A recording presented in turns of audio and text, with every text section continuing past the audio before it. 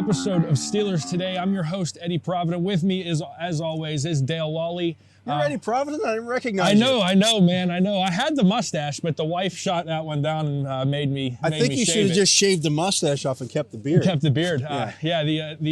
Always a good look. Yeah.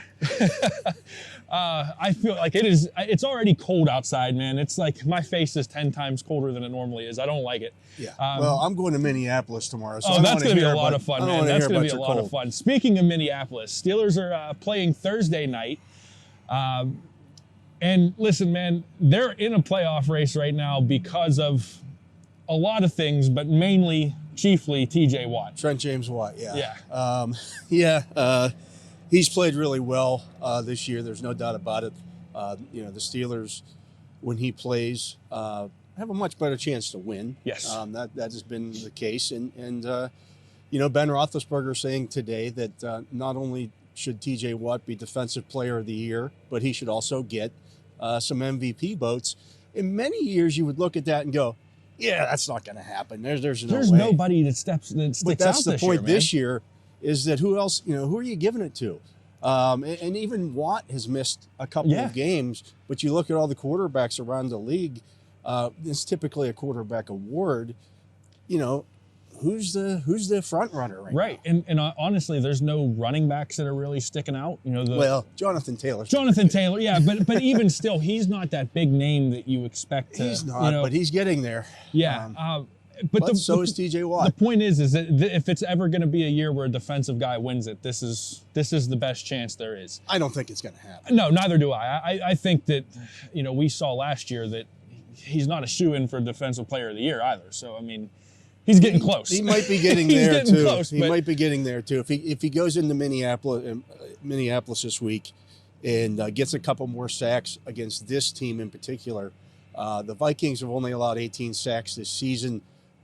They've been one of the better teams protecting the quarterback all year, mostly because Kirk Cousins gets the ball out quickly. Yeah. So, if he can get to the quarterback a couple of times in this game, affect the game, and the Steelers somehow win, they start stacking some wins here. Yeah. He's all of a sudden, he's in that conversation. Yeah, and the thing that I really thought was cool was, when Ben spoke today about this, and I believe it was mentioned by Coach Tomlin either yesterday or the day before, they're starting to mention him with the Troy Polamalu's and the James Harrisons and those kind of names, and honestly I think he affects the game, maybe not the exact same way that Troy used to, but in the same kind of, he has the same level of impact. It's Polamalu. When you look at him, and I had to present him for the Hall of Fame for the voters when he went in that year.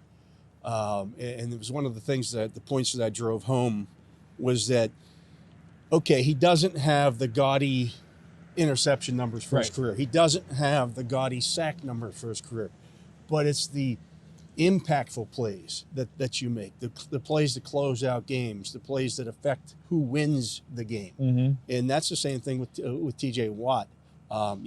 He didn't get a sack on the 2-point conversion play. But he most certainly affected it against the other one that comes to mind, I watched it on film, is the interception by Minkah Fitzpatrick. TJ Watt's not going to get anything on the stat sheet for that, but the whole reason why that interception had happened was because he was chasing down Lamar Jackson and had him backpedaling. And that's the kind of impact that these types of players have, and he is absolutely that type of player, and it's almost comical now to think that people were saying he shouldn't have gotten paid in the offseason. A little bit, and I said that all along. When you have a special player like that, you pay him and you keep him. This is my 28th year covering the Steelers. I've seen, Greg Lloyd, Kevin Green, Joey Porter, Jason Gilden, James Harrison, Lamar Woodley. I've seen them all. All the great pass rushers that they've had at outside linebacker. TJ Watt's the best one. Yeah, absolutely. I can't disagree with that. Been watching the Steelers my entire life, and I haven't seen a guy do what he's doing this season. I'm old enough to remember Jack Ham and yeah. But he's the best one. So with you traveling tomorrow, we probably won't have a show tomorrow. Real quick, before we get out of here, what's your big keys for Thursday, and what are you looking forward to seeing on Thursday? Any big matchups or anything? Keep the game close. because the Steelers are now 6-1-1 in one-score football games this year. The Vikings 4-6 in one-score games this season. The Vikings have had a 6-point lead in every one of their games this season, and they're 5-7. If you keep it close, I just wrote about it today on the site.